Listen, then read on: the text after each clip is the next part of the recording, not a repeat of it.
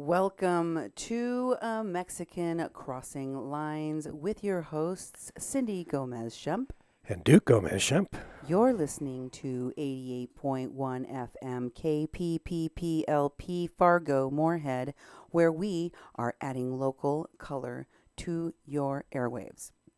And tonight, I'm going to be talking once again about the Border Support Network activists that include the Antifa leadership of people like its founder, Evan K. Duke III, Evan Kirk Duke III, who is part of that database being investigated by our government, Border Patrol, DHS, FBI, and international law enforcement in Mexico, Interpol. And the recent riot in Portland, protest, they call it, that happened in Portland in August 18th. I'm going to share more of the people that were there and what they are doing on today's show, Mercenaries for Hire. There's a lot more to the story than initially appears on the surface, because of all of the different folks from the Border Support Network that are involved, how they are messaging about Antifa, including media platforms like the Young Turks. I almost hate to call them that because it's clearly propaganda. We experienced their intrusion with the Kathleen Bennett story and the accounts of what happened at Standing Rock. And we've continued to see their hand, the role that it plays in the media and in politics. Remember, they were the ones that started Justice Democrats, which brought you AOC plus 3, right? That's correct. To borrow the president's term. Anyway, I'm going to talk about their take on what happened and the posts of many others on today's show, Mercenaries for Hire. Why do I say that they are for hire? Because I believe, and I have said as much on my shows, that they are funded, that they are paid for, many of them through GoFraudMes that are untraceable, so that it is a big money laundering operation at the same time that ties back to no one, apparently, that leaves no trace of where the money came from, so you cannot hold accountable those that are funding this nonsense on both sides. But I'm going to try to expose some of that tonight on my show. I also want to thank everyone who has sent me information. Yesterday we took a little break to go to the Red River Zoo. That's right. It was amazing. Duke had never been there. He's a North Dakotan, born and raised. Yep, haven't been to all the zoos yet. And you had never been to that particular zoo. So it was a lot of fun for us, and it was, a well-deserved rest, don't you think? Definitely. The hard work we've been doing here at the station. We are going to keep up that hard work, and we hope that we get your financial support for a tax-deductible donation for our travel fund, as well as our overhead costs. We are a non-commercial station, and we depend on listeners and viewers like you. Duke. That's exactly right. Thank you very much, everybody who has been participating in our shows, who've been sharing things out and sending us information, and especially supporting our work over the years and recently. We take these shows and we edit the audio to play over the air. And so I always want to make sure people driving around Fargo-Moorhead who's listening to us on terrestrial radio have a chance to know all of our contact information. So, and you can use the same contact information. People have been getting hold of us many ways, but there's many ways to get hold of us. One way is to call our message line at 701-566-0917. That's 701-566-0917. You can leave a message up to 3 minutes. Sometimes people have left voicemail messages and we played them on the air. If you would like to do that, make sure you tell us whether you want it aired or not, and we'll respect your wishes. You can tweet us at media_PPP. You can email Cindy at kpppfm.com or me, Duke, at kpppfm.com. You can follow us on Facebook at 88.1 FM Fargo Moorhead, the People's Press Project of Mexi-Can. Now, don't forget to go to our website, kpppfm.com. That's where we have all the latest shows. We put the videos up. We actually upload them to YouTube on our channel, Duke 1517. Go there and subscribe, and you'll be notified every time we put a video up. We put them up within an hour or so after each show, and so that's way we can have a YouTube audience, and people that don't follow us on Facebook are following us on YouTube now. Also, when you're on our webpage, kpppfm.com, Cindy mentioned donations. And you can make a donation that's tax deductible to us by going to kpppfm.com/donate.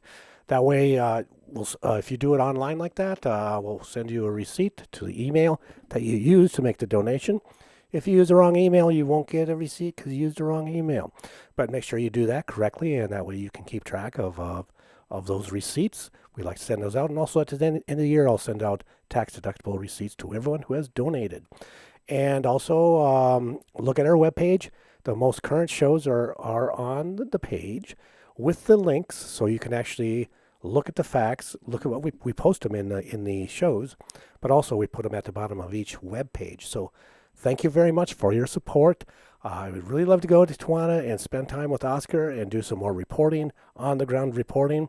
We're running out of August, and we're going to have to go in September, and we'll figure out those dates, and we'll keep you all informed. And thank you for your support. Yes, indeed. Much thanks. I do want to make additional notes for correction. As I said, when I make mistakes, I do read your comments, your messages, and I correct them. Somebody sent me a message about the Jack Posobiec correction I needed to make when I identified the person that had gotten tear gas in their eyes and that had received assistance from Lilith Sinclair, a.k.a. Kiara Horsley of Antifa and the Border Support Network. The person I should have mentioned that put out the video in which he had been was pepper sprayed was a different conservative videographer named Elijah Schaefer on Twitter. So that was the correct name I should have given yesterday when I did my last show, whenever that was. I mean, the day before yesterday. Mm-hmm. And another person I misnamed or switched their names around was Haley Adams. I kept calling her Ashley Adams. I don't know why. Names are difficult sometimes. I think it was somewhere written on her Facebook URL or something. I don't know. Either way, it's Haley Adams, not Ashley, and it's Elijah Schaefer, not Jack Posobiec. Excuse me. I also wanted to share some comments from our show on Paloma for Fraud.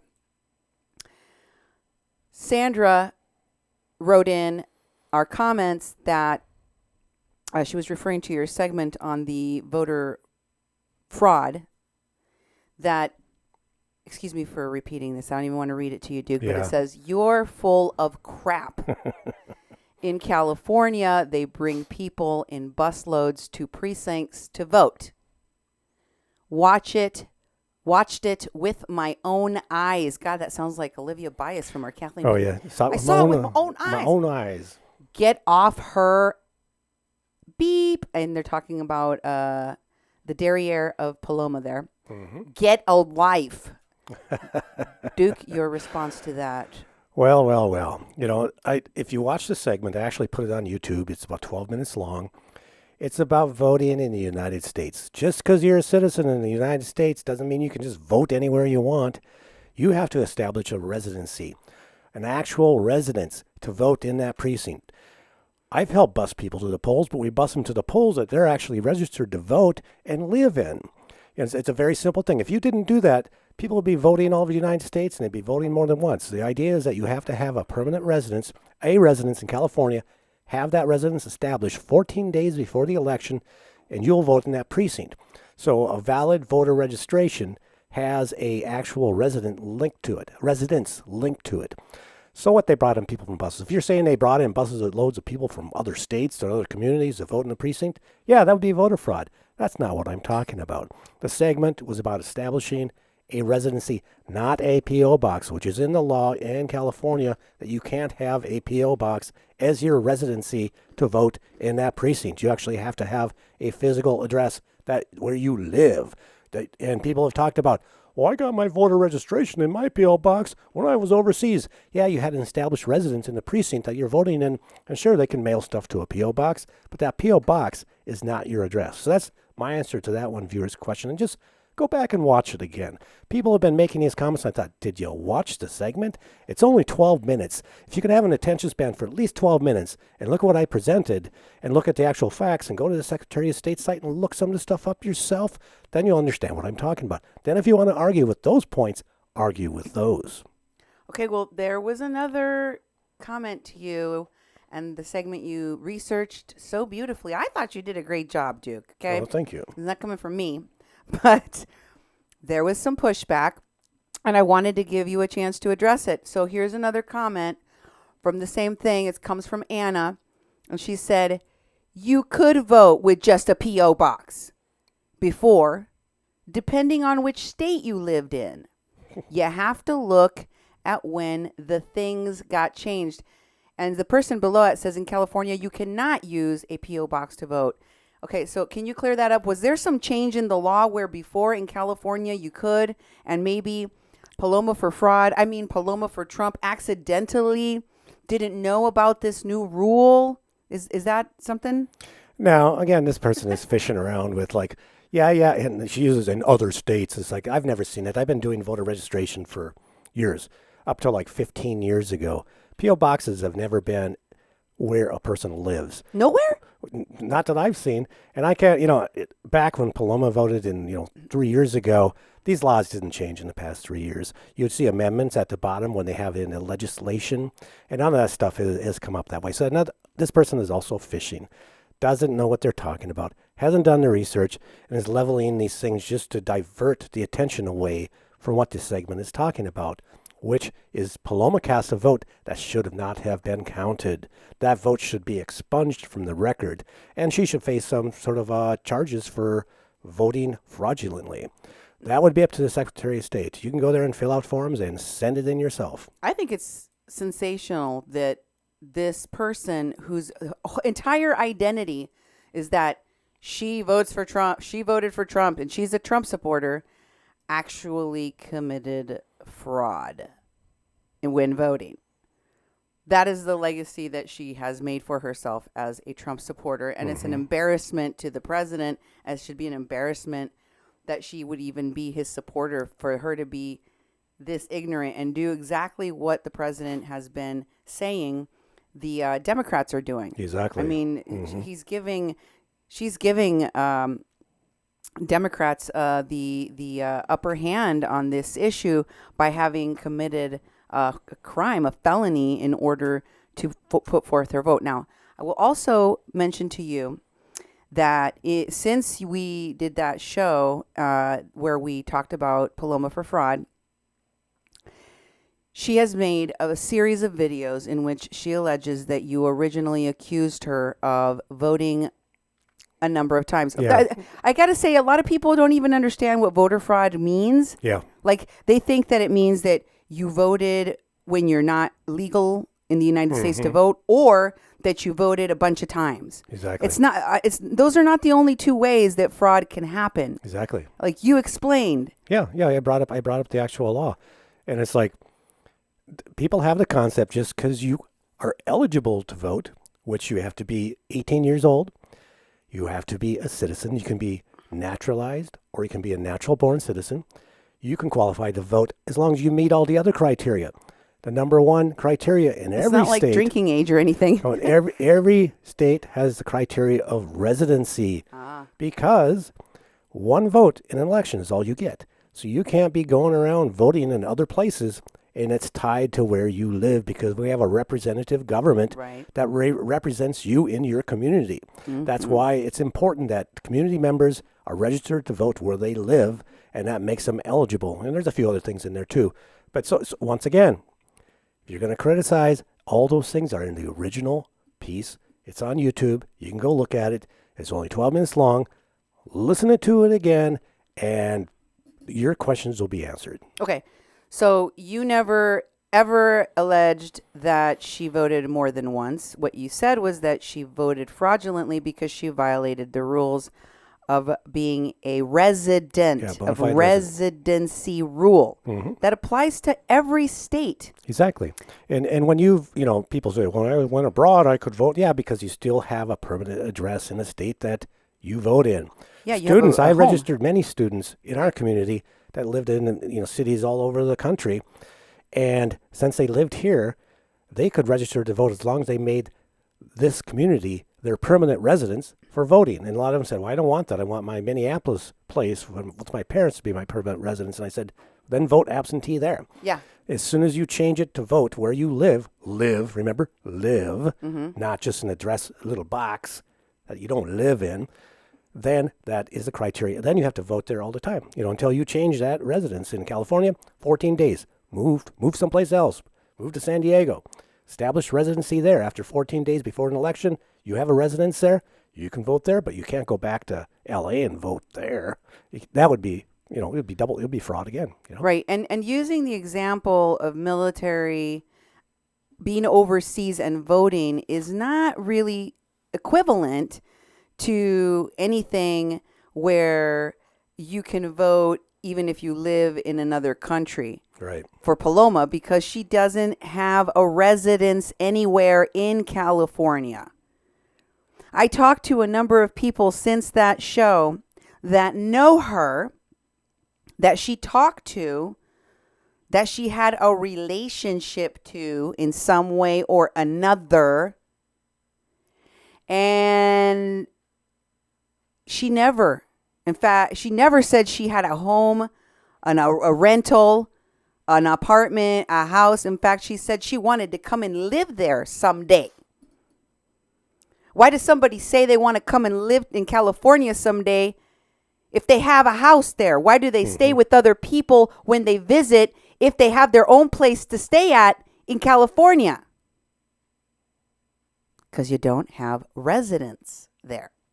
So comparing that to the military, who have to absentee ballot and early vote because they're serving out of the country, not even remotely in the same universe as the nonsense committed, fraud voting committed by Paloma for Trump. Also,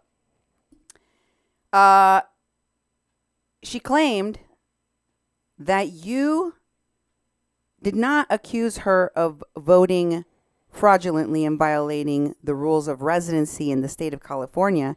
She said that you accused her of voting, period. That's the allegation. Yeah, because that's naive. If you're a citizen of the United States, you can vote. You can. Yeah. You just have to establish residency in the state, in the precinct, in the community that you live in. That's the difference. Otherwise, we'd have people that have, dual citizenship running all over voting wherever they want, and you can't. You can't go anywhere and just vote where you want. It's based on where you live because we have a representative government. So that accusation, too, she just doesn't want to address the fact that she used a P.O. box for her address, and it's not an authentic address that's accepted to be able to vote. And she slipped by that in the online voter registration, and they gave her ballot, and she voted. And that's where she broke the law, and she doesn't want to talk about that. It's not about her voting. Oh, she voted. Oh, they're after me because I voted. I can vote. Yeah, you can vote, but only if you do it right. If you do it legally, that was voting illegally. Yeah, it's illegal. It was a spoiled ballot, as you put it. Spoiled ballot. And for those of you who want to go and check out that segment, you can find it on kpppfm.com. It was done by Duke. I thought it was an excellent job. And if people feel, especially those that live in California, that they want to take it even further, they can report it to the Secretary of State. In fact, I heard Paloma said that she was all for that. She said, please report it to the authorities because she wants that investigation to go forward. So for those of you who want to see that happen, contact the Secretary of State in California. Write him a letter. Let him know. That's right. Now, I want to dive into today's show about mercenaries for hire. There's a lot of con artists and mercenary activists that actually get funded to go from place to place and, to be the agents of chaos here and there and everywhere. I wanted to start off by showing you a different angle of the video that we saw that took place where Evan Duke and another group of Antifa were squaring off against the patriots that were on buses that were kind of stuck on top of this little bridge. Okay. This is a different view by a woman named Rose Long. Here's her take on the same event. She says, all right, everyone's been posting about how Antifa attacked Nazis with a hammer. I watched. Red hats came out of the safety of their bus with barred windows to attack Antifa and got it on video. I haven't seen a single uncut video posted by any right-wingers, so let me clear this up for you. Okay. And here's that video. Do I have the right one up here? Nope, that's the next. That's coming up in a while. I saw it in the other window. This is it, right? Elijah Schaefer. No, it's called Rose Long. You had it. I just saw it. That was a screenshot. Sorry about that. Oh, okay. There was a video that went with that screenshot. Let me find it. Why don't you just stall for a few minutes? Okay. It's called Rose Long. It was an interesting take because it had a quite a different look to it. That video, and that is kind of the reason why I wanted. I'll find it. I make mistakes sometimes. Well, maybe I didn't put it in. Did I? Oh, see, it is wrong. Different angle. And PNG, is that a picture? Oh, they're all pictures. Nope, there's not in here. Sorry, sweetie. So I didn't put it in. It's my fault. Oh, I'm sorry. Why are you saying sorry to me? I'm the one that did it. I apologize. I guess I missed that video. Dang. Oh, well. Oh. Okay, anyway. Let's move along. You know what video I'm talking about. Let's go to the Elijah Schaefer video now. This is the same video or same event, but from Elijah Schaefer's point of view. You did see this one on my other show that I did about Antifa antics, and here is that video again, just as a reminder of what occurred. There's a guy that has a shirt on with a red helmet. He's wearing a gas mask, and he's wearing a shirt that says Beta Cuck for life. There we go. He's walking up to... There's Evan Duke. He just walked past him. And there's a guy filming. You see the people under the bridge? Those are the people that started throwing things up onto the bridge. The Beta Cuck guy is hitting the windows. He's hitting the windows. And they're throwing things including concrete at the bus. You see that? There are people down below hiding. They're breaking pieces of that concrete so that they can throw it. You see them grabbing someone from inside the bus. I apologize for their swearing. They're trying to pull them out of the bus. These were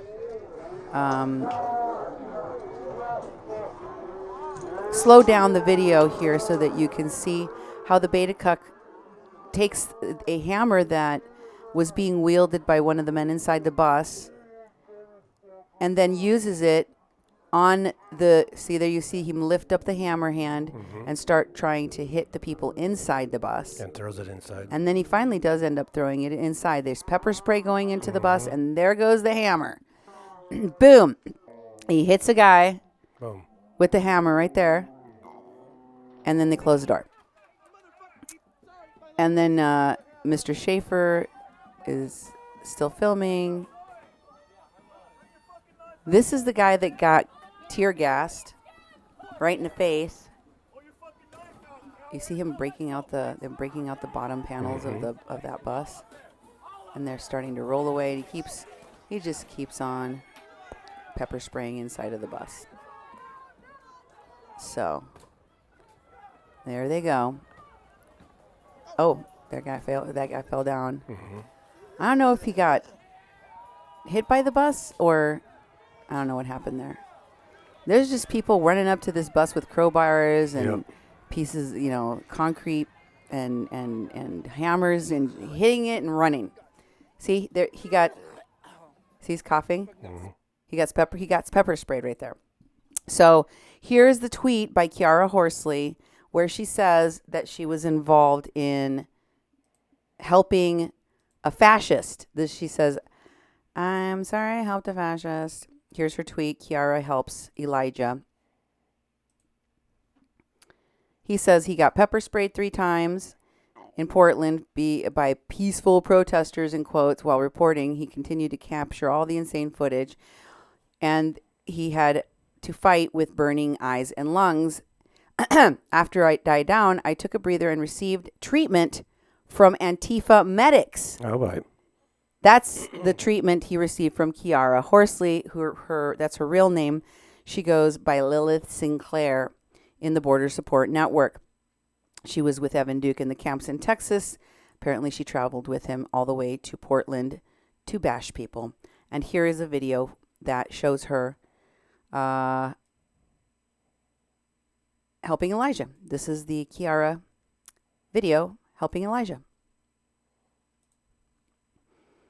He walks up coughing, choking. Okay, yeah. And then she reaches out. It looks like he's going to puke. Oh, yuck. I'm done.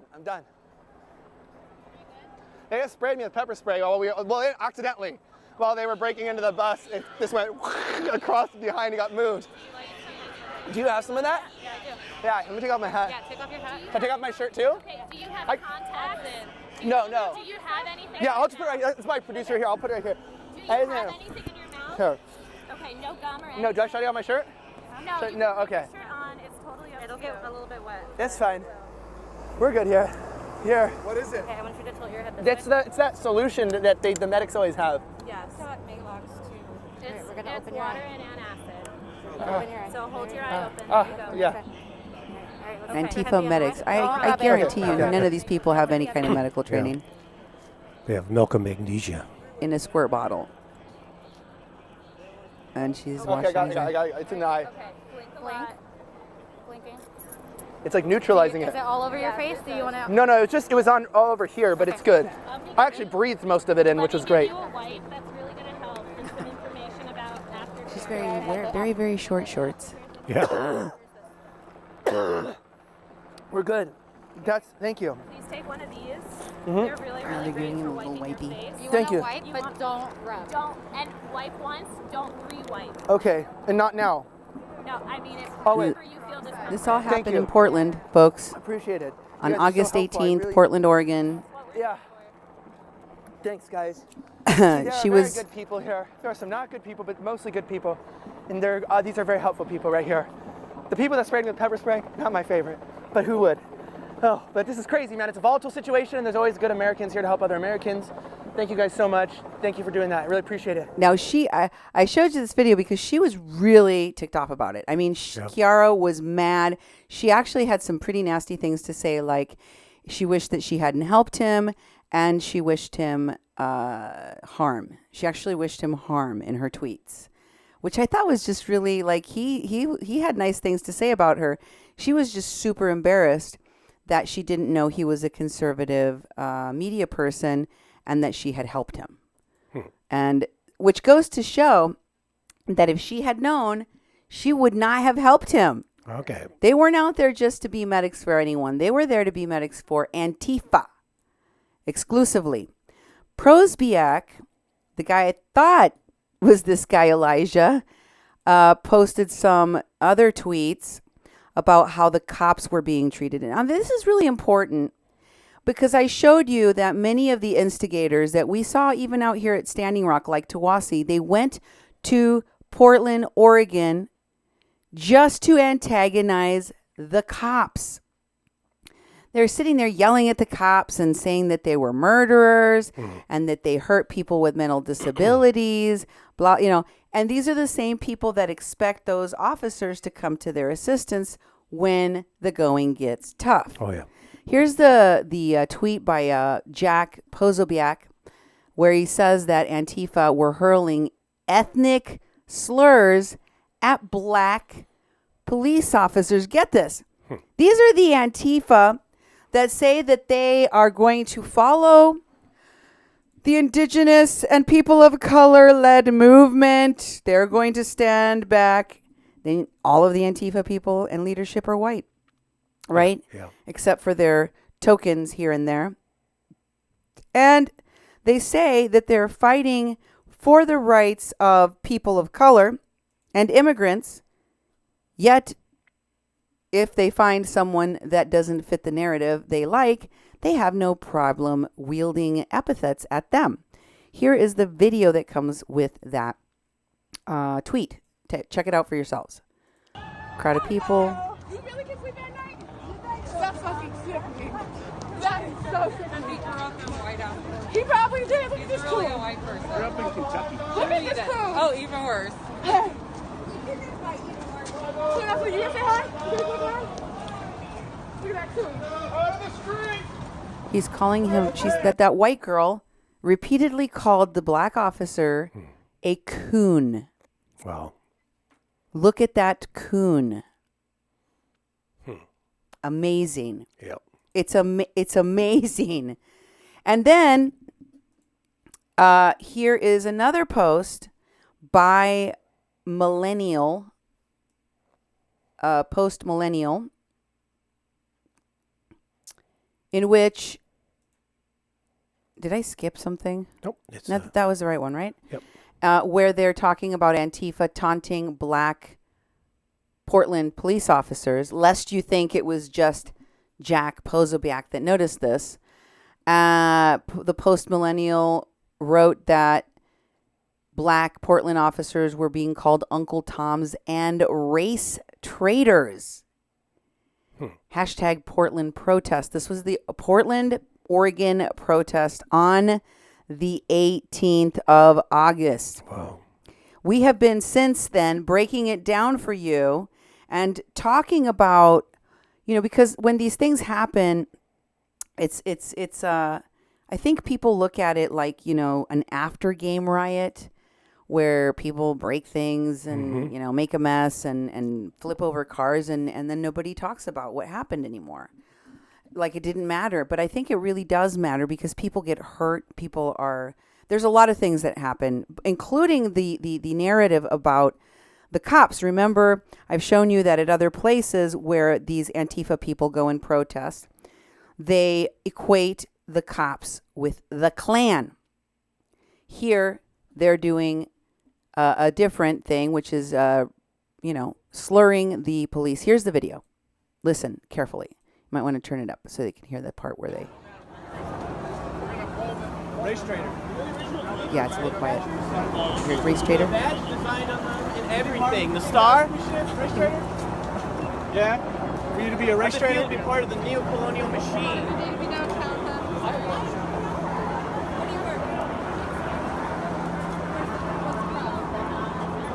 go down a block, you can probably get up there a lot quicker. You always Yeah. Sorry. Look, it's fun. Woman just walked by. It's fun. I don't know if she was referring to the Free popcorn or what? or just calling names out at the officers. Maybe she thinks that's fun. But that guy that you saw, the Beta Cuck for Life, in case you don't remember what he looks like, this is his picture. This is Mr. Beta Cuck for Life from that disturbing attack that you saw on the black bus.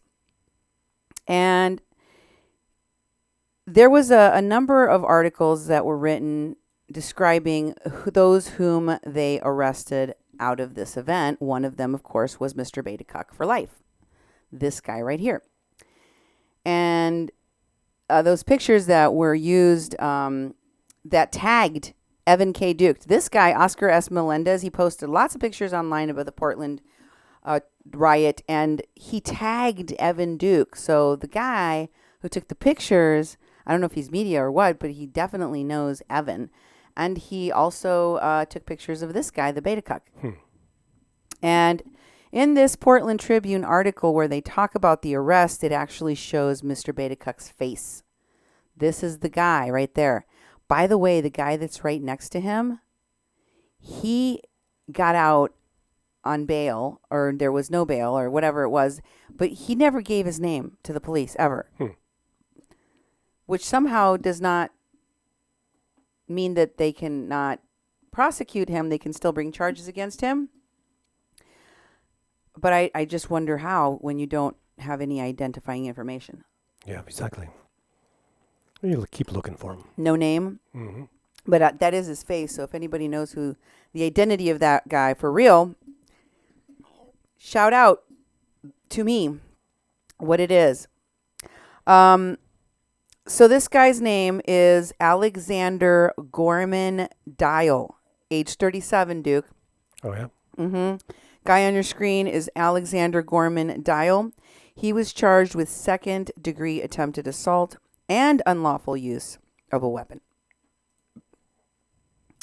The unidentified man was charged with second-degree disorderly conduct. So Alexander had a weapon, okay? If you scroll down, you'll see there's an assortment of weapons that were confiscated by police, including bear spray, knives, boards, and shields. Take a look there. I mean, I've shown on other shows where there are protests like this, where they are making mass arrests, and you see all sorts of weapons carried by these folks. This was a very bloody, dangerous, and costly riot that took place in Portland. And I believe that a lot more than a slap on the wrist has to be done by the authorities in that city unless they want this to continue to be, just another Tuesday. Yeah. Alexander Dial had his Beta Cuck for life profile shared by a man named Dan O'Day. He says what, Duke? Here is the Beta Cuck for life profile. This is an Antifa leader. Right. And then it has Alexander Dial updated his profile picture May 5th. He was right next to Evan Duke in one of the most brutal attacks that I saw happen out there. So I would not be surprised if he was connected to him as well. Here is, if you look Alexander Dial's Facebook page up, it's no longer available. This is what you get. This is what happens to you if you try to do that. It says no longer available. But there is another page that he has on social media, and it is connected to a GoFundMe. Well, here, someone else kind of put this little thing. Before we get to that, I want you to listen to what the Young Turks had to say about this very same event. Remember, I showed you the slow-mo video that shows them throwing concrete from underneath. And yet, the Young Turks, who are very friendly with the Antifa leadership that they are quote-unquote reporting on, they want to spin this story.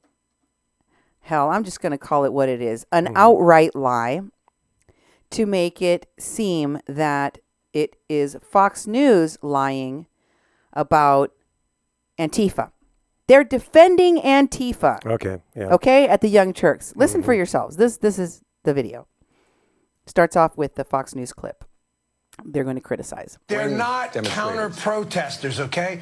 You've been in the media a long time. Other outlets do this. It's called gaslighting. Tell a lie confidently, and isolate people from the truth, and you can get people to believe anything. Fox and Friends decided to gaslight Americans, or gaslight Americans, I should say, during their coverage of Antifa and Proud Boys clashing this past weekend in Portland. Now, let me be clear that, relatively speaking, these protests were not as violent as previous protests. However, there were a few instances of violence. Luckily, no one seems to have gotten hurt or killed. But there was video that was edited, I believe intentionally, to make it appear as though Antifa were the aggressors in one instance of violence during the weekend. So let me go ahead and show you that video, and then I'll fill in the blanks. We talked about on Friday that there were going to be protests in Portland, and that happened over the weekend. The mayor of Portland said it was the worst case scenario has been avoided because no one died. That's at least Andy No. I was watching an interview with him. He said that's how the mayor decides that it's peaceful, because there weren't any deaths. However, look at this video. There were 6 people that had injuries. There was concrete that was thrown. Apparently, there were metal and wooden poles that were confiscated by police. Bear spray and shields were confiscated. What do you think? Well, let me get this straight. Your standard for success is, hey, well, nobody died. Yeah. I mean, is that for real? But what did you make of the coverage regarding Antifa versus Steve, the right-wing they're not counter-protesters, okay? You've been in the media a long time. Other outlets do this. It's called gaslighting. Tell a lie confidently, and isolate people from the truth, and you can get people to believe anything. Antifa are not counter-protesters. It is an anti-First Amendment. That's what it stands for. They tell you it stands for anti-fascist. It really is anti-First Amendment. They are an anti-First Amendment, ultra-violent terror group that wants to silence people's free speech. So let me be clear about something. That video was intentionally edited to make it appear as though Antifa were the aggressors. That was not the case if you look at the full video, which we're about to show you. In fact, there have been widely circulated claims, including those made by reporters at the scene, that those riding in the shuttle bus were Proud Boys. It appears that they're actually members of the American Guard, a group the Anti-Defamation League labels a white supremacist organization. So I just want to be clear about the parties involved. It wasn't the Proud Boys, it was the American Guard, but they're also a white nationalist organization. They're the ones in the bus. But who started this scuffle or this violent, attack?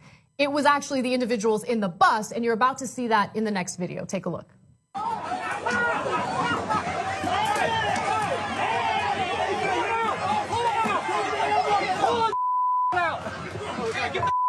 he's got a hammer!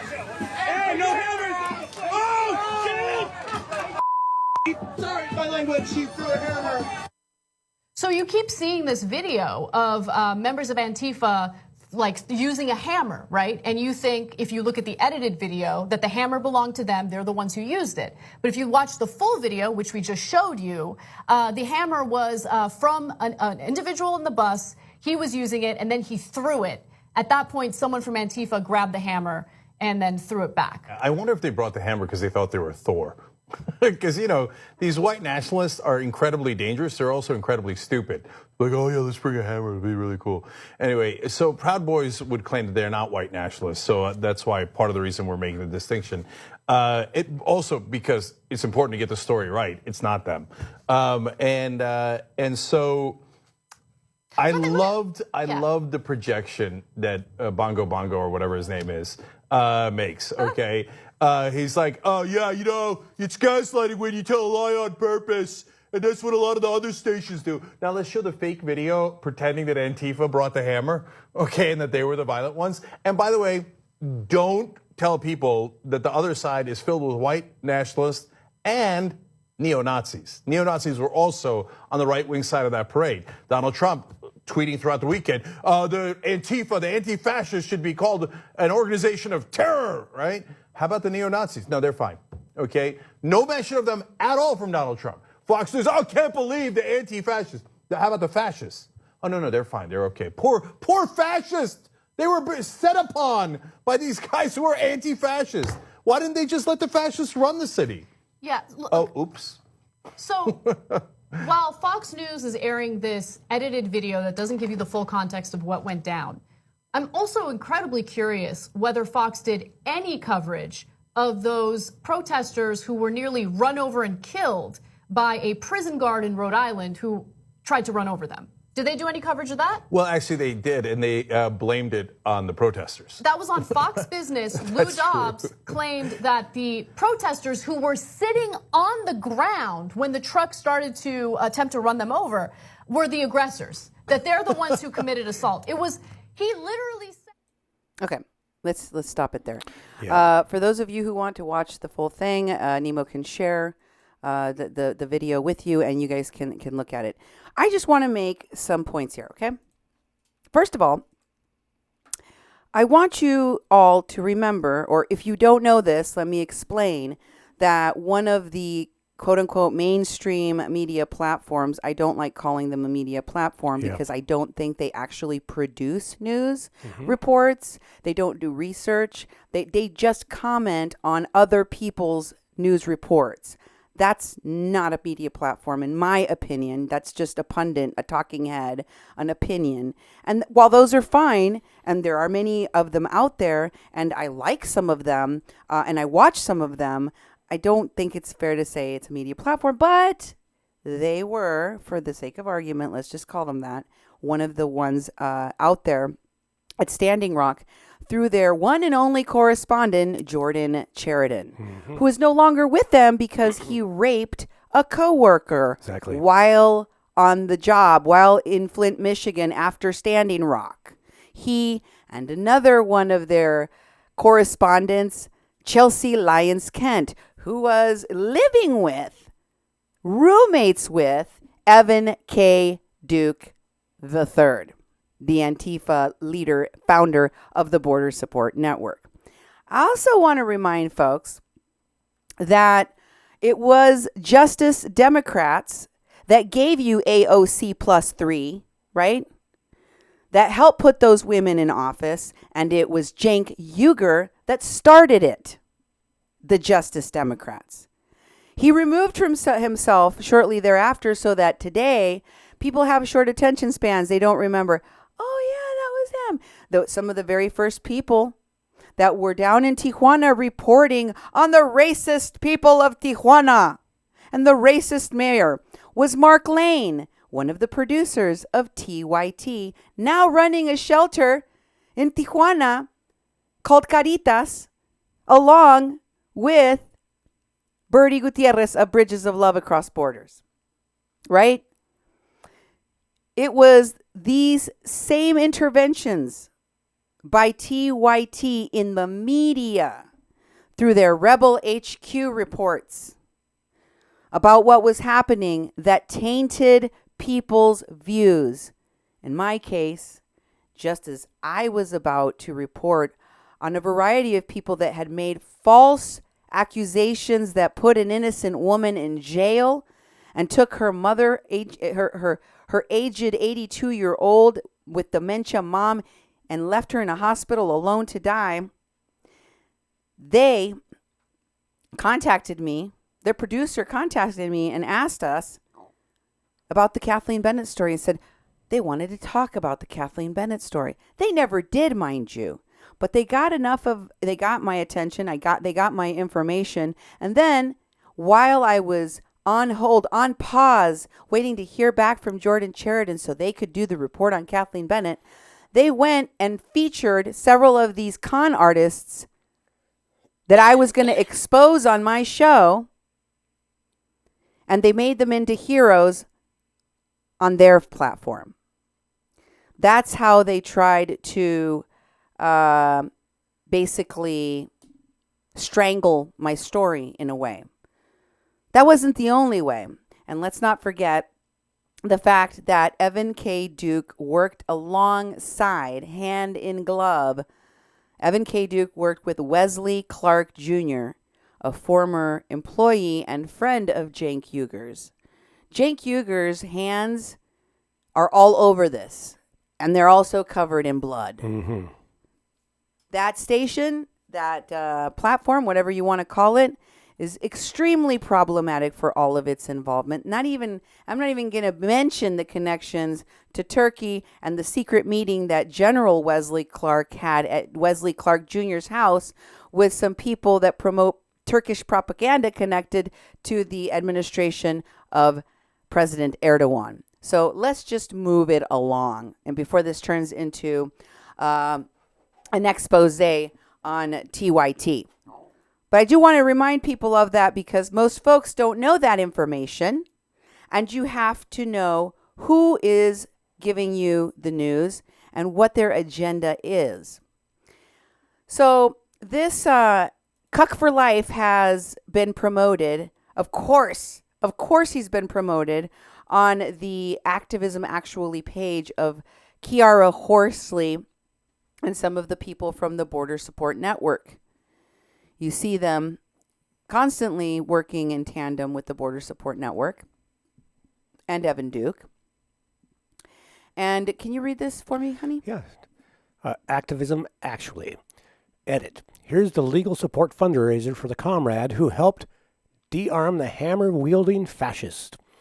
You may see video circulating online of a bunch of violent Antifa, quote-unquote, bashing in the windows of a bus full of fascists driving in Portland, Oregon. This is not a complete picture of what's happened today. Here is the real story, and then there's a link. Picture description. A black school bus is pictured with a white arm holding a metal hammer outside an open window on the bus. The hand holding the hammer is circled in red ink. Another arm is slung out of the window of a school bus, grasping the head and neck of a man with a green shirt and pulling the person into the black bus. A white person in black clothes and a gas mask is behind the person being pushed into the bus, with an arm reaching towards the first hand, which is holding the hammer in mid-swing. There are 3 in-picture captions. Captions read as follow. On the bus are members of the American Guard, a confirmed neo-Nazi gang. The hands of one of the members of the American Guard is a hammer, in which he is trying to use to kill a man he has his hand wrapped around. Over here, anti-fascists, they eventually wrestled a hammer from the man's hand and pulled the person being pulled out of the bus. Okay, so you see there's a link there to a GoFundMe at the very top. Mm-hmm. When you click on it, it takes you to this GoFundMe that is for the Beta Cuck dude. Okay. This is it's started by a guy named William Dearborn. He organized this fundraiser for the Beta Cuck dude. And you see there's a picture there. Look how much money they raised. Wow, $10,535. Out of $15,000. Jeez. Mercenaries for hire, anyone? You need one? Mm-hmm. You need somebody to go and take a hammer to some Nazis? Wow. If you do, there you go. They'll pay you. Look how much money they've raised for this guy. Let's read what the GoFundMe says here. You can see that this GoFundMe says, as many of you are aware, the man you see in the right side of the photograph in the red helmet is Alexander Dial, trending on Twitter as Beta Cuck for Life, a protester who was defending Portland, Oregon, along with a large group of local citizens against the Southern Poverty Law Center designated hate group who had invaded the downtown area without permits in order to spread their rhetoric of intolerance. Unfortunately, the Portland police arrested Alexander during this demonstration and have chosen to criminally prosecute him. These are serious charges, and he needs your help now. Alexander has no criminal record, a long history of activism, and he is in serious legal jeopardy as a result of the nature of the case, of the charges. Yeah. So let's look at William Dearborn's picture, or the picture that's posted here by William Dearborn, the organizer. What does William say about people giving money to this GoFundMe? How are you supposed to do it? Yep. Safety alert. People are reporting threats from bad actors on the right, and we suspect it could be that they are trolling donors. It is recommended that you keep your real names off this fundraiser for your own safety and peace of mind. So you don't use your real name when you donate. Use the option for anonymous donation and or use a fictional handle. Wow. Given the number of domestic incidents in America stemming from bad actors on the right, there is every reason to believe that those who oppose us are of certain character that could make them dangerous. Mm-hmm. Don't let them dox or harass you. Stay safe out there. Well, I'm going to tell you, somebody did dox some intel on Mr. William Dearborn. Here is some information that was sent to me. And it says, man with a hammer, in case you didn't know, according to arrest report that day, his name is Alexander Dial. Yep, I figured that out. Thank you. And then the person says, can you scroll up, please? Sure. I looked it up on Facebook, his arrest name, Alexander, and found him, went back on, and his page was gone. Keep going, scrolling up, please. Though through a little research, couch potato, I found what looks like his alias page, William Dearborn. Do you understand what just happened there? What happened?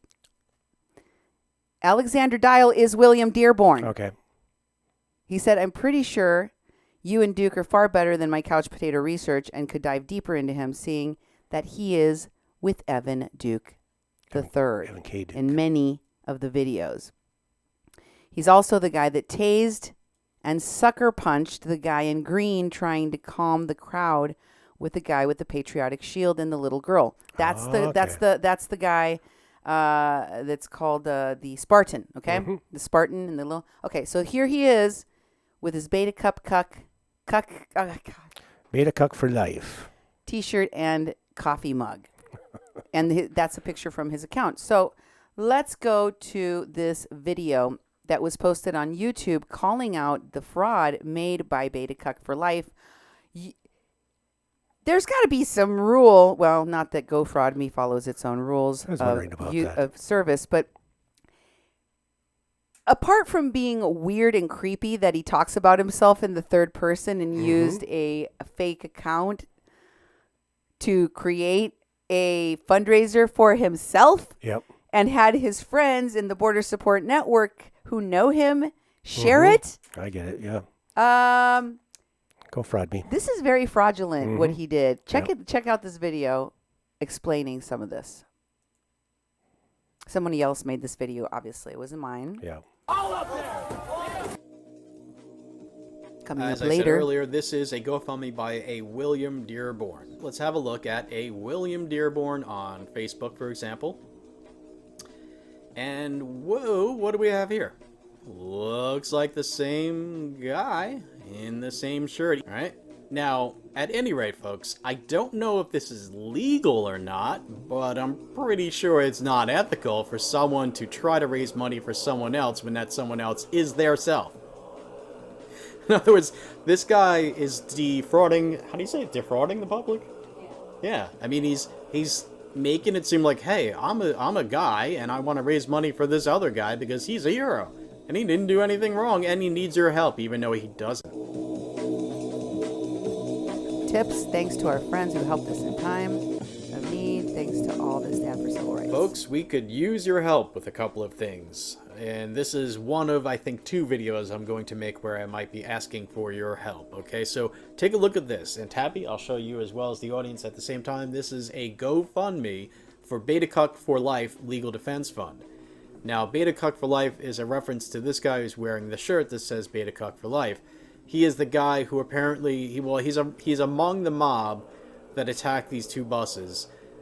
He didn't smash any windows on the yellow bus as far as I've seen on video, but he did, slap on the windows. He and these other guys did attack people in this black bus. One of the people in the black bus tried to defend himself or them with this hammer. The hammer is then grabbed by Beta Cuck for Life guy, and then he hits a few different people, or at least 2 different people with it. And, of course, Antifa supporters were like, well, that guy had the hammer first. And then you go, well, he was defending himself. Yeah, well, they only attacked him because they looked over at him. They were there, or something like that. Basically like, well, they were being taunted. Oh, yeah? Well, I didn't see or hear anything on video. Well, they drove by. Okay, then. Now, folks, if you don't recognize the Beta Cuck for Life guy, you can see, for example, you can see the first link below, or one of the links below, to this that I created myself. Info on Antifa, Portland, August 17, 2019. I'm still adding to it.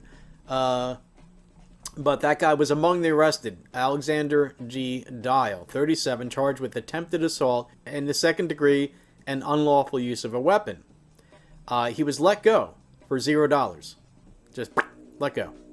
And by the way, his ID is apparently Swiss. So he's a foreign person coming to America, attacking Americans, and they just let him go. And then, by the way, you can see his face right there. Here's another arrested person. Here are some weapons and shields and etc. So, here we go. Swiss ID. Alright. Why are we allowing this? You may have seen the video that I posted a couple days ago called Who Does Antifa Actually Attack? Number 11. You can see this guy. He's among the mob stalking these two right here. That's the Spartan and the little girl. You see? There's Evan Duke is following in this crowd. You see him? And shortly before this photo was taken, you can see Beta Cuck for Life guy also hit this guy right here, who seemed to be just trying to defuse the mob from attacking these two people here. It's the guy in the green shirt. He tasers them with the taser in this hand. Beta Cuck tasers him. Watch. Boom, right there. See the taser going? Right for his chest. He was trying to stop this crowd of...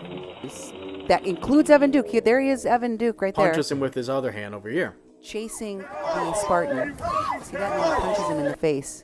Then, of course, there's the bus incident. Right here, you can see he has the hammer. This was taken a moment or two right after this. All right? And here he is kicking in the door. There's Evan.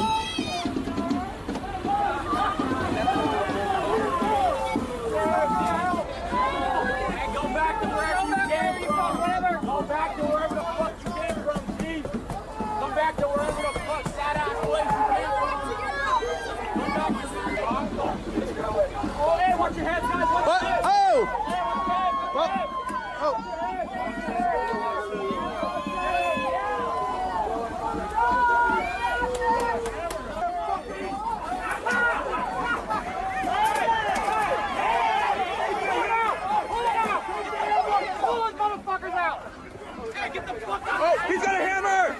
Hey, no hammers! Oh!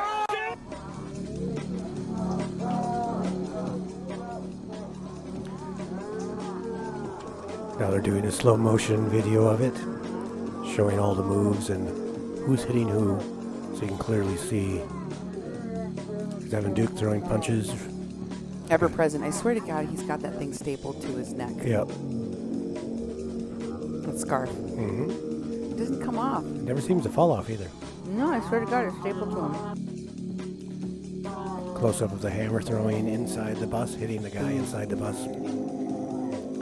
And the guy shuts the door. Sorry, my language. This is a YouTube video by Just in Trouble. Okay. I shared the link in the comments of the show for those of you who want to watch the whole thing.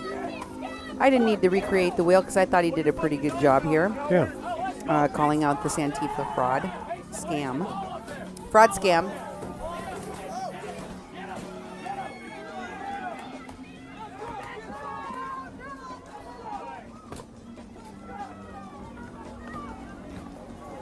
And there goes that guy down to the ground. Yep. And later on, he was arrested, and apparently his name is supposedly Alexander Gorman Dial. Here's his LinkedIn.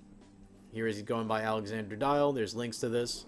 Lead acrobat. Did you see that? Photos. You can enlarge these if you want. Now An check this acrobat. out. Arrest record. A Swiss bail, acrobat? $0. Status release. This is the day of. $0 Catch and release. folks.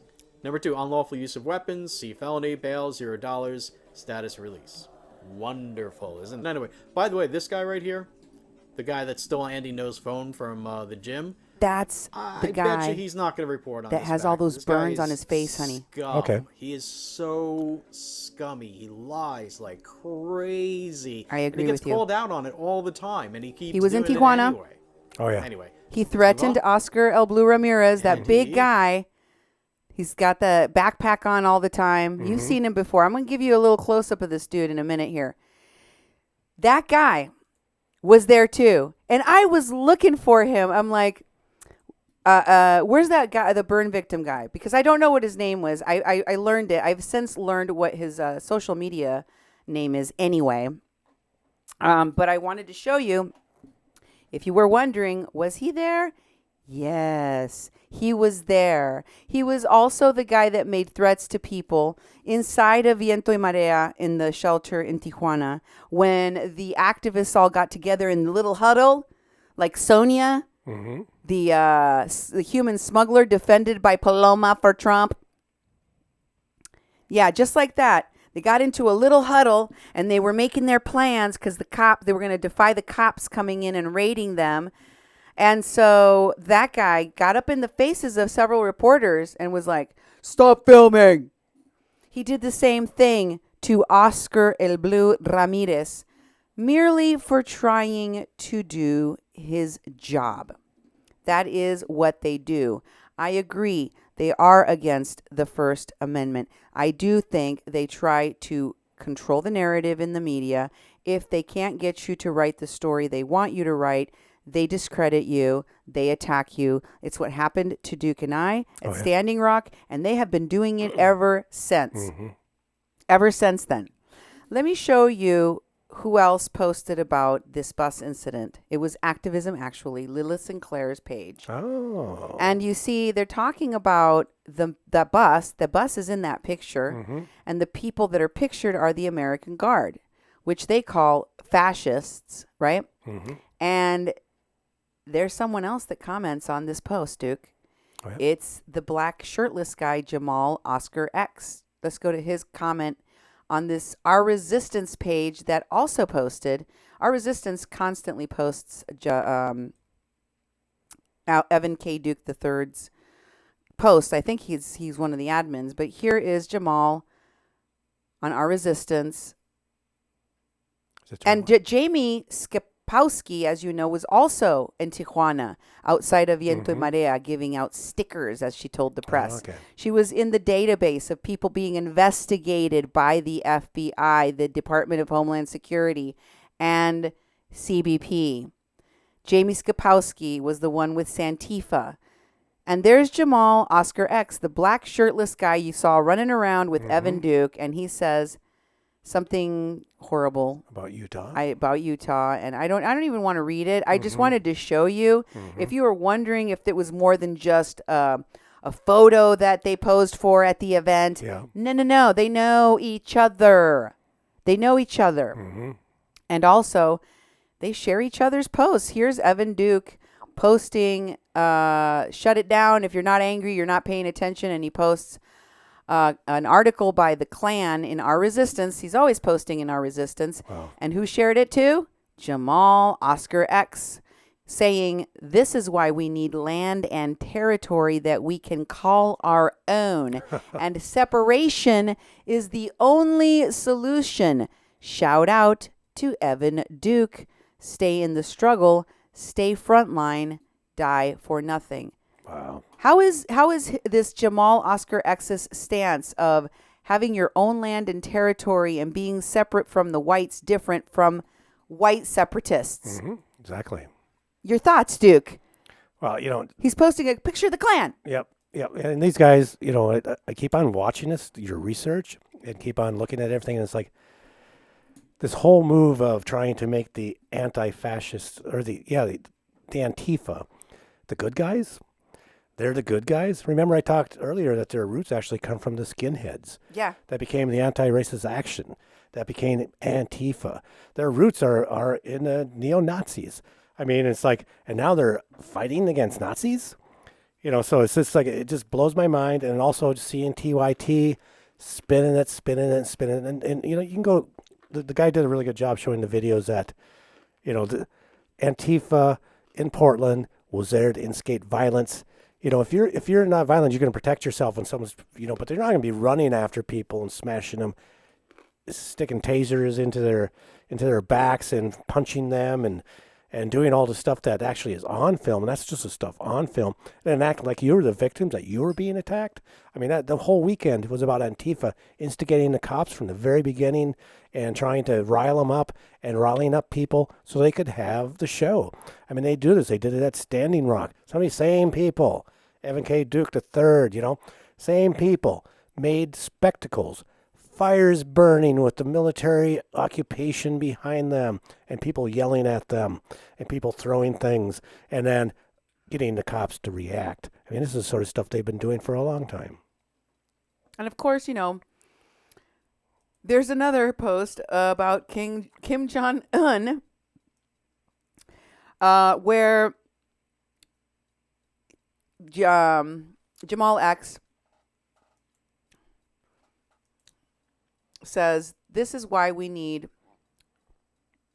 Oh, that's the same one that we just saw. Let's skip to the... He's asking for his own land. Oh, okay. It was the same one that we saw earlier about the KKK. But the article has since been removed. I think because at some point Evan Duke blocked me. But I see. Here's the Kim Jong-un post in which it links to an article about Kim Jong-un basically accusing the United States of committing high crimes. Okay, we'll look at it in a second. But Jamal Oscar X says of it, like I said, message, whatever is done in the dark will come to light. You can't stop Farrakhan. He's talking about the leader of the Nation of Islam. We know that Farrakhan's granddaughter, Yonajda Lone Wolf Hill, went to Standing Rock. Exactly. Kicked off the very first confrontation with the pipeline security people. Managed somehow not to get arrested. She's trying to recruit among Native Americans for the Nation of Islam. We know that Yonajda Wolf was also involved with the Nathan Phillips hoax in Washington, D.C. That's right. We know that Farrakhan is worshipped by Linda Sarsour and Tamika Mallory of the women's movement. And now we know that among the followers of the Border Support Network, this type of rhetoric of worship and support for Farrakhan and the Nation of Islam is also prevalent. Jamal Oscar X did a video in which he talks about how he feels about cops and the authority. Take a listen for yourselves. Yeah, I'm back. Yup, we stand. Yup, come on. Y'all happy now? Yeah. Y'all happy? How you doing? Yeah, I trust you. Y'all looking just like Columbia. Come on. There's a bunch of cops in the background. Right. You see the cops? Right. Yeah. Right. We're the original people of this planet Earth. The original people. This is several years back ago, dude. Yeah. Really? Yeah. Okay. Oh, yeah, he's been doing this for a while. No. Listen for his little tagline he was using at this Portland protest. Okay, see if you can pick it out. Like Ice Cube said, black cop trying to show off for the white cop. We know how it goes. Because cops and Klan go hand in hand. That's right. Cops and Klan go hand in hand. Shot in the back. The women not protected. Come on. What's really going on around here? But we do. We know what time it is. We stand up against oppression and injustice. We want freedom and justice and equality for everybody. And what happened to our Native sisters? He's talking about missing and murdered Indigenous What's women. going on with our Native sisters? They don't care. Unsolved mysteries, cold cases. Yeah. Gave our people liquor, gave our people drugs. Why do y'all hate us so much? I understand why. Because you're not original. Jamal Oscar X, the true and living pimp God. Yeah. Come on. Have justice on stolen land. Right. Have justice on stolen land. Not have justice on stolen land. Not have justice on stolen land. Not have justice on stolen land. Not have justice on stolen land. We stand with or as a stolen people. Come on. Come on. Come on. Yeah. We're not playing. And they know what time it is. Come on. We're not playing games. Yeah. Hands off the First Nation people. Come on. They don't care. Pipeline, no deal. You see that? Yep. Yeah. Come on. Yes. Freedom and justice, equality for everybody. They're saying no justice on stolen land. Ho ho, come on! Racist cops have got to go. Hey hey. Hey hey. Ho ho. Racist cops have got to go. Hey hey. Hey hey. Ho ho. Ho ho. Racist cops have got to go. Hey hey. Hey hey. Ho ho. Ho ho. Racist cops have got to go. Hey hey. Hey hey. Ho ho. Ho ho. Racist cops have got to go. Hey hey. Hey hey. Ho ho. Racist cops have got to go. Hey hey. Hey hey. Ho ho. Racist cops have got to go. Hey hey. Ho ho. Racist cops have got to go. Hey hey. Ho ho. Racist cops have got to go. Hey hey. Hey hey. Ho ho. Racist cops have got to go. Hey hey. Hey hey. Ho ho. Racist cops have got to go. Yeah, because some of us didn't come to talk. Some of us came to bang it out. Yeah. Racist cops have got to go. Hey hey. We didn't come to talk. We came to bang it out. Got to go. Hey hey. Ho ho. Racist cops have got to go. Hey hey. Hey hey. Ho ho. Racist cops have got to go. Hey hey. Hey hey. Ho ho. These racist cops have got to go. Hey hey. Ho ho. These racist cops have got to go. Hey hey. Hey hey. Ho ho. These racist cops have got to go. Hey hey. Ho ho. Racist cops have got to go. Hey hey. Ho ho. Racist cops have got to go. Yeah. They gotta go. Yeah, you gotta go. Got no time. The revolution won't be televised, but it will be live streamed. Yeah, stand. It's time for all of us to stand. And if you ain't standing, then you're falling for any fucking thing at this point. You gonna really tell me that Trump's running shit really well? Come on. Okay. What do you think, Duke? Oh, let me get this off of here. I don't even know where I am. Boy, that guy, it's just like in front of the cops. If I was at that sort of rally demonstration where they're trying to incite engaging the cops in violence and saying all that stuff, it's like I'm kind of watching them in the background. They're like, okay, yeah, we were trained not to react. We were trained not to bust heads unless we were hit first, to whoever casts the first stone, And this guy is like, just antagonizing. And he's bringing up all the anti-cop stuff, and it's like, I know police need to be held accountable. This doesn't hold police accountable for anything they do. This causes the police to act, react, or you make them act or react, and then you have an altercation. Then you have something that happens. This is not the way you solve any of the policing policies or trying to hold officers accountable for doing things that they shouldn't be doing and the violence that police do and act on communities of color. This makes it worse. It makes it more dangerous for other people. And it just bothers me because they take that to the limit and they push that to the limit and they act like we're the good people. We're the good people trying to protect the rights of people of color in this community against those racist cops. But we're out there antagonizing them all to the point that they're going to be violent and react, and they might do it on somebody else because of the crap you were doing that whole time that got them riled up, so they're not even thinking straight. And so it really bothers me that people like this that are doing this sort of stuff, and that they're elevated in leadership in this so-called movement. And what bothers me is the fact that if they try to make it appear like this is all organic, somebody got really upset about this pipeline thing that was happening or this thing that was happening over here, and a bunch of people just showed up out of the goodness of their... No, these people are trained. They're trained in what to say. They're trained in what to teach you to say. And sure, a lot of people get carried away, but they are all in the know. They're all on the inside.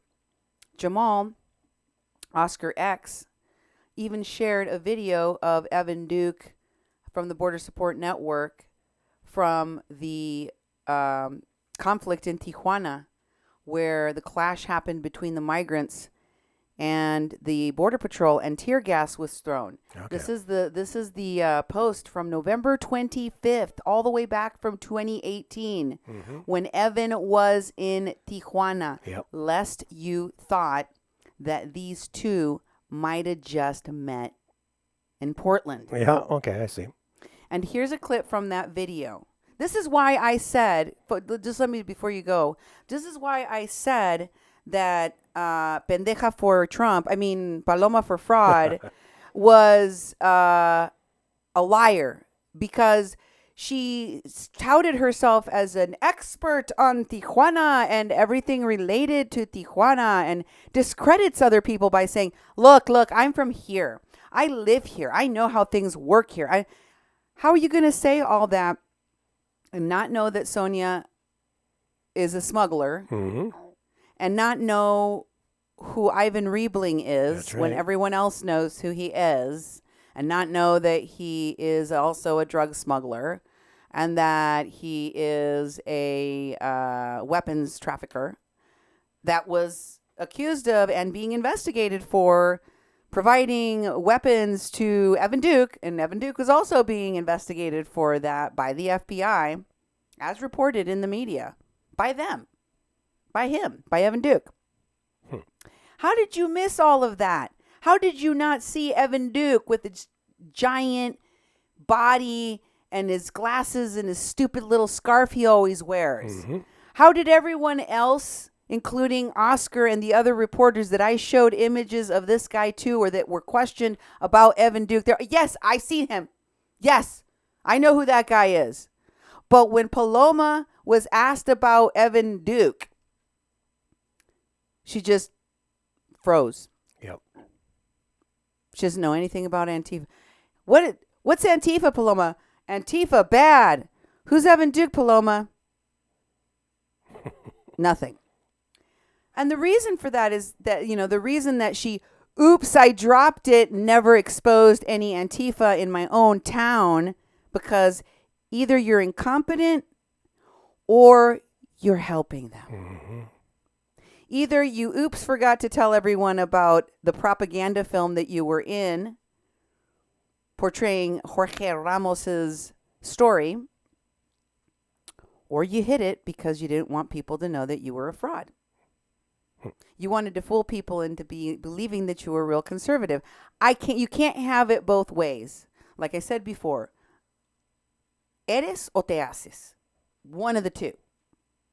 One of the two. But I want you to see this video that was shared by Evan Duke and by Jamal X, all the way back, going back to the border clash in Tijuana in 2018. And you'll hear, this is in Spanish, of course, you're going to see the conflict, the tear gas canisters flying, and the people that are the migrants who Evan Duke calls a comrade. A comrade shared this video to Evan. Evan shared it to the Border Support Network. Here's that video. It shows Border Patrol and concertina wire. Gas is thrown, tear gas is thrown at the migrants. It's rolling around in front, there's another one that goes, making ground fall. And that man said, throw it back at those putos. Throw the canisters back at those putos. This is like a word for, like a prostitute. Basically. There's a thick clouds of tear gas, you see. Are these not more similar to the activities of Antifa than the activities of migrants seeking asylum? True. This guy was right in the thick of it, and as you could hear, there was people around close enough to the camera to give orders that they should throw the canisters back at the putos. They're referring to Border Patrol. That was what was being shared by Evan K. Duke III in the Border Support Network page, which was also recently shared, which was also reshared, by Jamal Oscar X. Okay, and I wanted to also share with you that from my last show, when I went to check on Mr. Joe Biggs, who I showed you had removed a video where he threatened the mayor of Portland, and which I somehow managed to save. Yeah. Thank you, Cindy. His Twitter account has been suspended, Duke. Wow. Remember I said, I think he removed this because it constitutes a threat. Yeah, And I remember you saying that. Yeah. Well, I don't know what happened, but they took his account away. Or it's suspended anyway. Yeah. And going back to the video that shows a man being tasered, it was around the area where we saw the Spartan with a little girl who I found out is not a little girl. She's a 20-year-old, and she is his daughter. Oh, okay. Actually, not his, child. Well, she is his child. She's his daughter, but she's an young adult. She's an adult. She's Yep. an adult child. She just, looks pretty small. Here's a picture from his Facebook page. His name is Johnny Toronto. And Toronto's Facebook profile looks a little like this. He's got a bunch of Patriot stuff, for Trump stuff. As you can see there, his persona, the Spartan, it goes along with a myriad number of characters. I mean, they're characters. Okay. And his daughter's page is not that different. Pat Washington posted her dad also on the cover photo. And here is the Pat and Johnny picture where you can see that she uses this as her avatar. Isn't this a little weird, though? Yeah. I don't know. Does it rub anyone else the wrong way that this 20-year-old is writing on her dad's? I don't know. I'm sorry. It looks a little weird. Yeah, this isn't the only photo which I consider to be inappropriate. Strange. Well, not necessarily, but it's certainly weird. Okay. Okay. But there's a lot of this, on both of on his page and on other people's pages that I showed you, that they treat these events like festivals.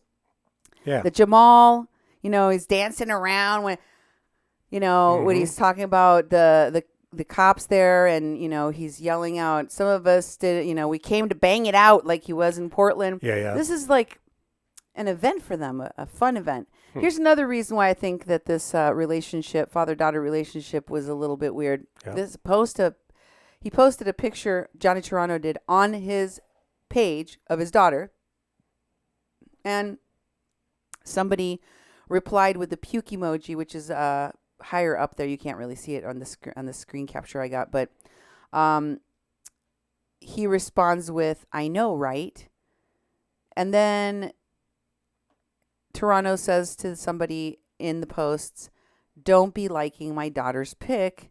This is my private Facebook page," to which people reply rudely that nobody likes her, she's ugly, that the apple doesn't fall far from the tree. So they're saying basically, he's ugly, you're ugly too, this kid is ugly. But this comment here by Mansior that says, "Can she suck my beep too?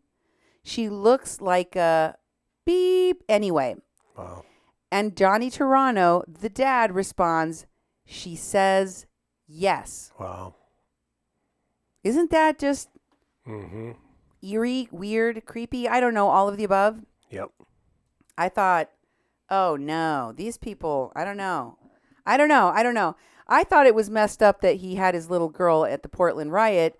Now I realize she's not a little girl, and there might be something weird going on. I don't know.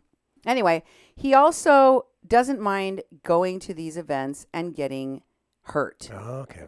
Look at his picture. He proudly posted this with his daughter tagged on it. And this is back from, the July. And it says, what does it say, Duke? This is what they do to patriots in Portland. You must stand against this hate and be fearless. You'll be in my heart, worried for my patriot family. With Nissan Capote just right. Eliza Aguilar, Iwani Liffey. Describe the head wound. And Oh, the this face is horrible. wound. He's got a horrible gash in the back of his head, and it says all stitched up. No, those And are then- not stitches. Those are staples, honey. Okay. Well, it says all stitched up. But they're Yeah, all but- stapled up. And in his face, he's got a big gash Yep. in his forehead. And the bridge of his nose, and his nose looks like it's really crooked and broken. And this is just one example of the many pictures he's posted of his open, gaping wounds Yeah. that he's gotten. Wow. These are badges of honor for these mercenaries for hire.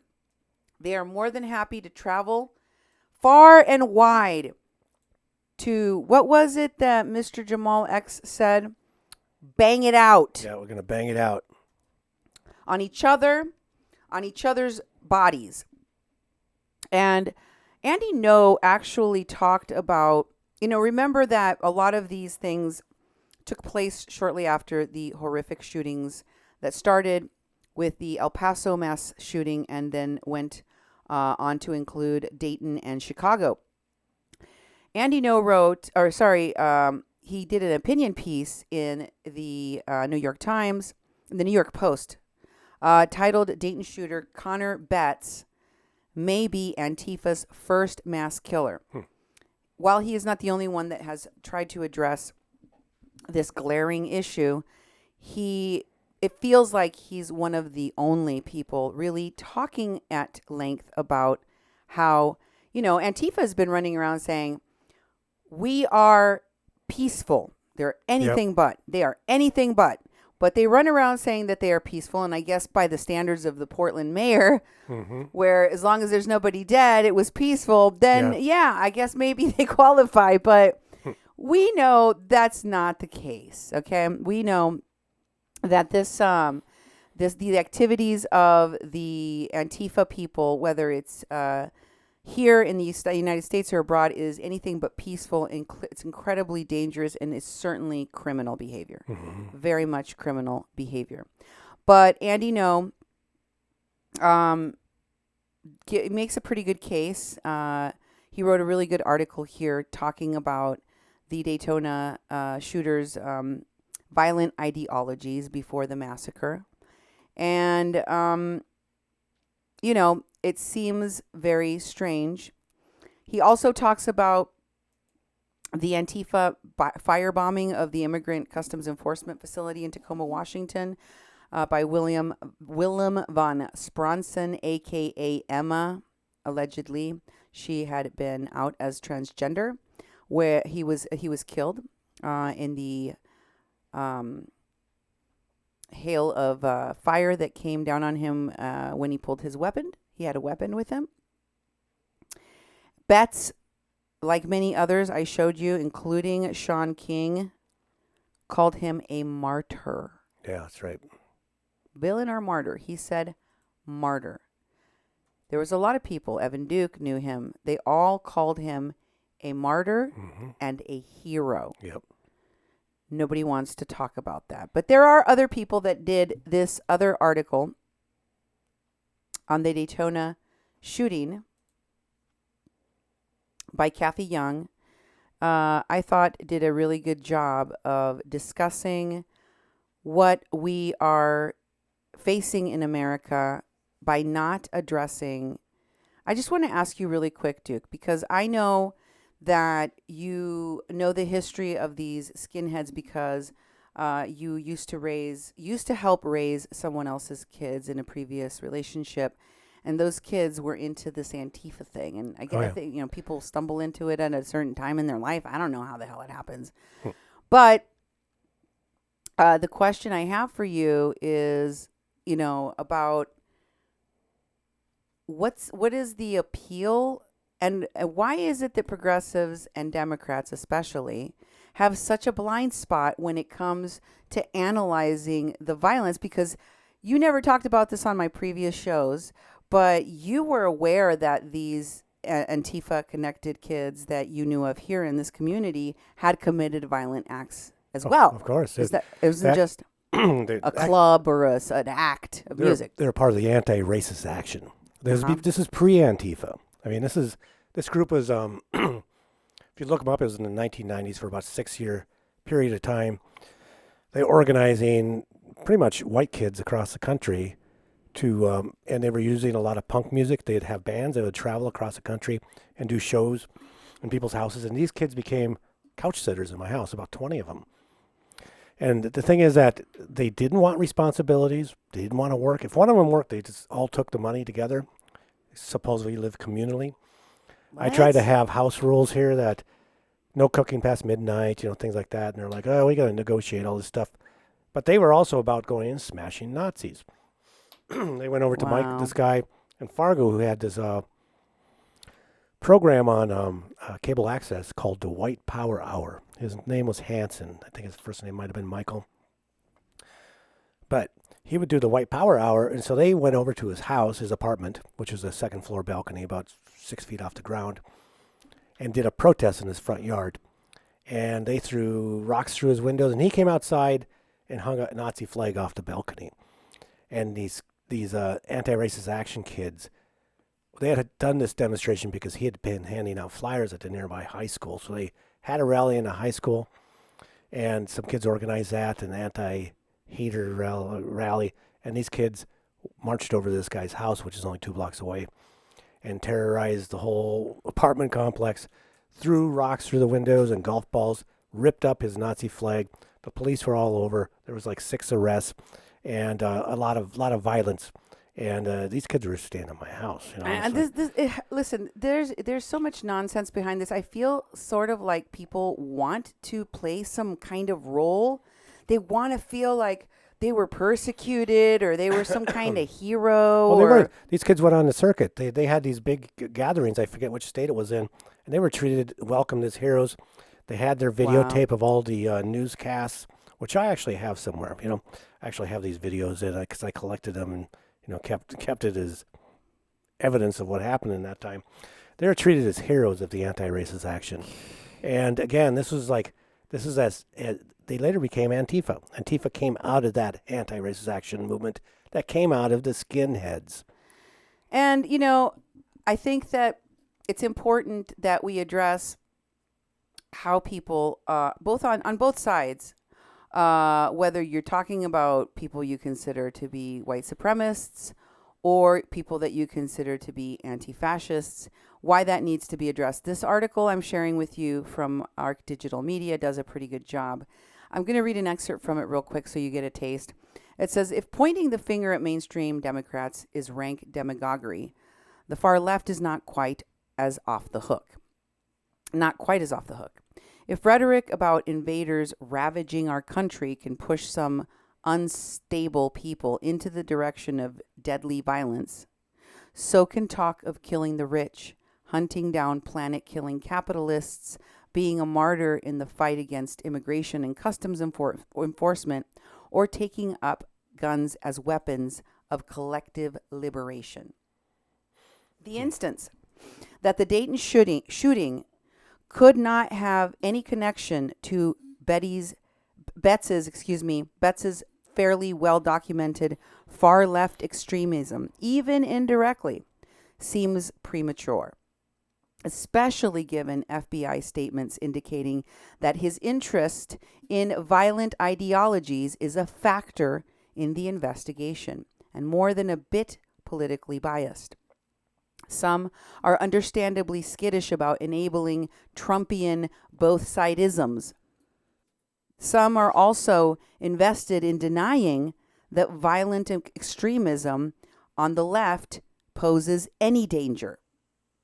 There is no doubt that far right-wing extremism has killed many more Americans and Europeans in recent decades than far left extremism, but that does not mean it is not a threat.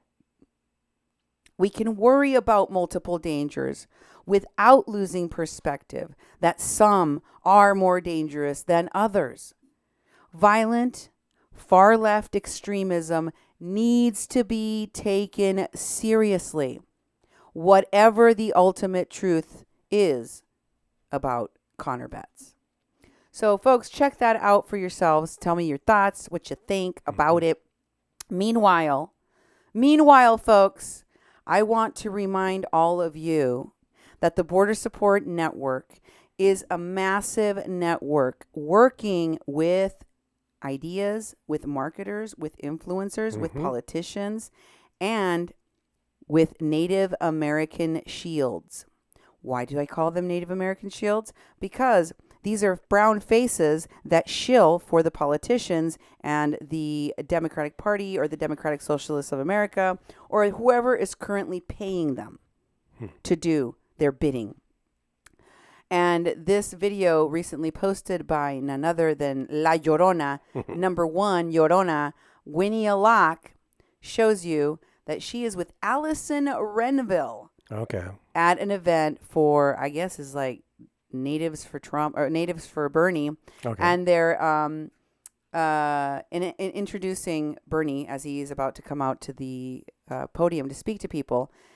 If you'll recall, it was Allison Renville who told our witnesses in the Kathleen Bennett case to stand down and shut up about the Kathleen Bennett case because they're not Native Americans and they don't know what they're talking about.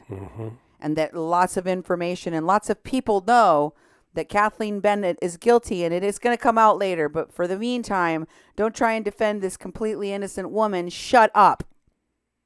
That's who's announcing Bernie Sanders. Okay. We start off with Winia staring into the camera, looking pretty smug as she awaits the speaking. Did you know Winia has a bunch of kids back home? She never talks about them. No, it doesn't talk about her children. Ever. No, she just talks about the nonviolent civil disobedience, which is violent. She's traveling all the time. My name is Allison Renville. I am a Sisseton Wampanoyante tribal member from Sisseton, South Dakota. I'm also Hunkpapa Lakota and Eagle Clan from the Omaha Nation. In a time when we have really put action behind a lot of the prayers that we've established over the last 4 years, Bernie Sanders has become part of that prayer for me. I have been able to give him sweetgrass, I've given him sage, and today I plan to give him some cedar to make sure that the words that are spoken today go up to where they need to be heard. I first learned about the senator in 2015. Like many of us who were also devoted to doing the right thing, I quickly joined him in his presidential race as a delegate from South Dakota. I traveled to the DNC and got as involved as I possibly could, and eventually it led me to the occupation of my father's homelands in Standing Rock, North Dakota. Doing the right thing became the basis for this national network of organizers and people who were like-minded, and they were actually the first people to show up after the DNC to Standing Rock to help support our cause against the Dakota Access Pipeline. It was this network of doing the right thing that really embraced a lot of us. You know, Bernie Sanders was able to bring our causes to the forefront, and never in history have we had a presidential candidate support us like Bernie has. And so I really want to take the time to thank the senator, his organizations, Our Revolution. Deb Parker has been an amazing influence on my life, as well as Nicole Willis, who is with the Natives for Bernie team. Sorry, I'm trying not to get emotional. The People's for Bernie team also on the internet has been a huge influence in spreading our messages and supporting our cause. So I really want to thank a lot of my mashke that are watching now. I also want to thank everybody else who showed up and supported us during our fight and continue to support us in our fight here against what's going on in the world. I'm really proud of the consistency that the senator continues to show. And so I really want you guys to just take everything in right now. And Inarjinko, Zakirpi, welcome, Senator Bernie Sanders.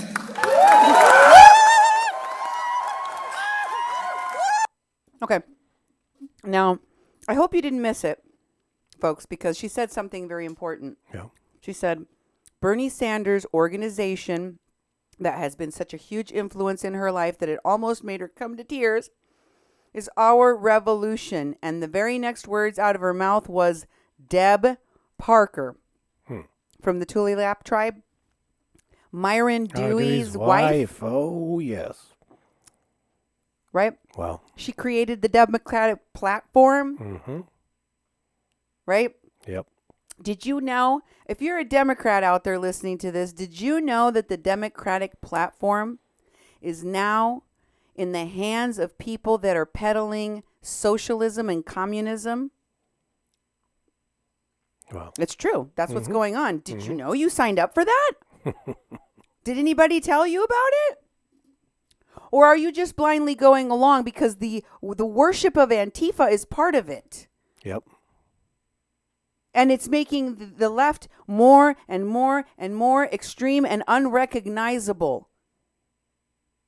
Or is it that you want the party to implode? Are you just going to take a dive again and again? I mean, I don't trust any politician, not really any skin off my nose, but I believe there's a reason why certain people are buying into that agenda. Maybe it's for the free trips because they seem to be traveling all over the place. In fact, recently, Dean Dedman posted a video to the Border Support Network of himself in Hawaii. Remember the last time you saw Dean Dedman? Yeah, he was chasing the moon in South Dakota somewhere. He looked like he was near death's door. And his teeth, he looked like he'd lost more teeth than when we saw him at Standing Rock. Yeah. We know that he has had a problem with methamphetamine, so it was not surprising. But then, all of a sudden, he was out in Hawaii. He's posting this video, and his teeth are fixed. Duke? Yeah. Somebody paid for teeth fixing and new teeth and Hawaii. And it was a reunion of drone pilots, Duke. Okay, is that what it was? In the video you're about to see are Dean Dedman, a.k.a. Shai Bidzil, and Mason Bobby Leonard, the guy that you saw in the Texas camp with Juan B. Mancias and the Carrizo Come Crudo tribe, hanging out with Evan Duke in Texas. Plus, the fraud du jour, who's always been frauding since he was at Standing Rock, Terrence Daniels. Oh, yeah. You saw him go out to Houston and fraud there. Then he went to Puerto Rico and defrauded people there. Then he came back to the States and pretended that he was helping people in California after the wildfires. He was just raising money off anyone and everyone he could. Now he's in Hawaii. Check him out, folks.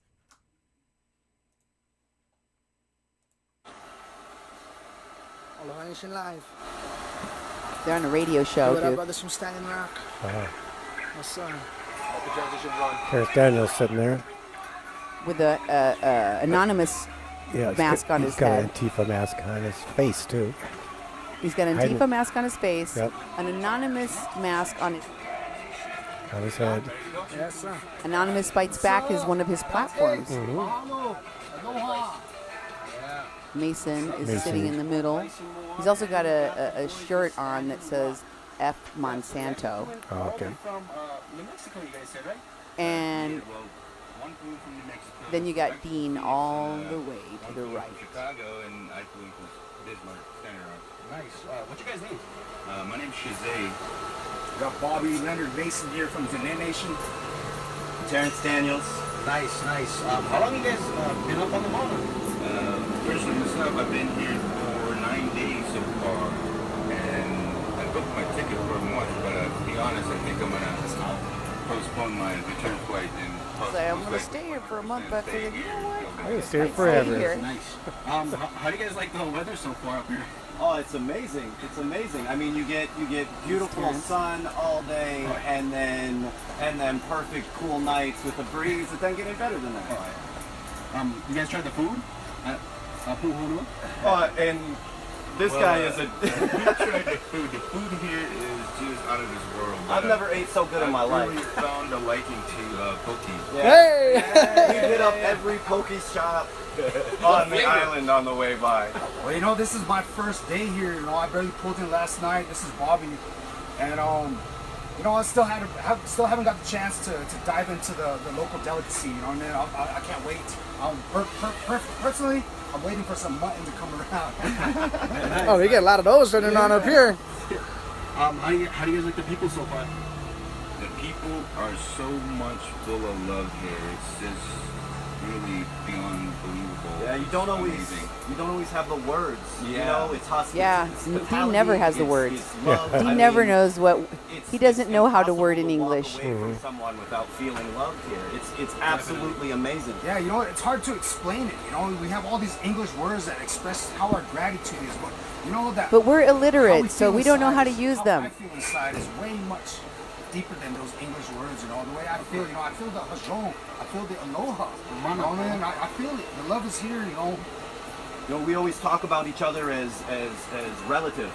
You know, when we're in the States, you know, you always talk to your fellow revolutionaries, your people, your brothers and sisters. You always refer to them as relatives. And I think it's interesting here. You know, everybody that you meet into, once you call them your aunt or their uncle, they immediately bring you into their family. Bro. It's like you're immediately family. You stand Don't with take us. these gentlemen home because it could turn out really bad for you. They like stealing and lying and hurting people. And scamming, raising money. It's hard to, like I said, it's hard to explain. All I can say is that, you know, is we're here to do the best. Well, I'm here to do the best that I can and help, you know, to stand in solidarity from our mountains and the Navajo Nation, which are facing all kinds of destruction, you know, from these colonial figures, these colonial fucking, you know, whatever the hell they're trying to do. Oppressors. Okay, they're going to talk about oppressors now, blah, blah, blah, blah, blah. Yeah. These people, remember, have participated in defrauding people in the camps. And let's not forget, just for a minute, the connection between the Portland riots and these relatives. Did you hear Terrence Daniels say, our comrades and our revolutionary brothers, they're our relatives? Uh-huh. They mean that because they're constantly backing each other up. Remember John, the guy that we saw at the protest that had the disfigured burn, the burns on his face that I pointed out? Yep. This is his Twitter account, by the way. He goes by John the Lefty, at John the Lefty. He calls himself a hate group tracker, self-designated, photojournalist, organizer, nonconformist, and critical thinker.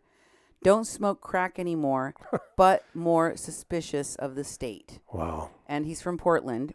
But look at what he has.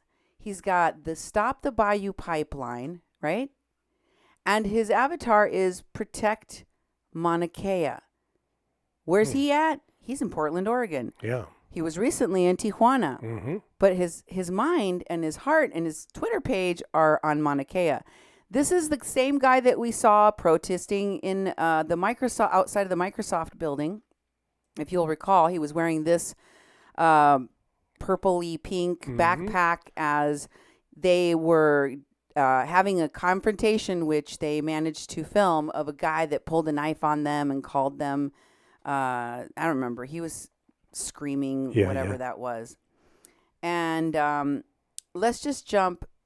I don't want to even show that video now. Let's just jump to the last post here where he is talking about how he was at that protest, in case there are those of you who did not feel that the video I shared by Justin Trouble identified him as being there. He was there, and he posted a whole bunch of clips saying that, you know, that he filmed while there on August 18th. This one says, anti-Proud Boy heckler gets surrounded by Proud Boys. A couple tried to de-escalate, and the police come in and grab the heckler. And you can see it's dated August 17 at 7:17 p.m. He has a bunch of them from August 18th, too. So he was definitely there, but his heart is with Mauna Kea right now. Yes. Folks, that's all I have for you tonight. I hope you guys have a wonderful rest of your evening. Stay safe, and good night.